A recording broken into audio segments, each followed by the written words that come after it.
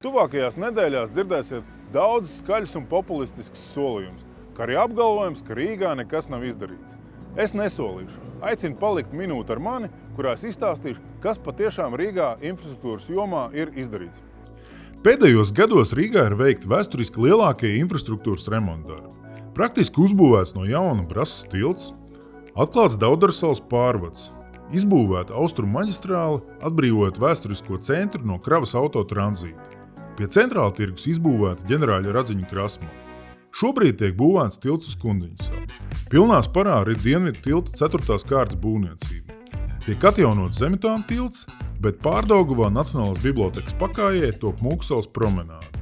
Pēdējos gados Rīgā asfalta segums atjaunots 224 ielās, kas ir vēsturiski apjomīgākie darbi. Dubultās virsmas segums ieklāts ir 252 grantētajās ielās, kas ir pēdējo gadu jaunovedums Rīgā, mazinot putekļus apkaim mazajās ieliņās.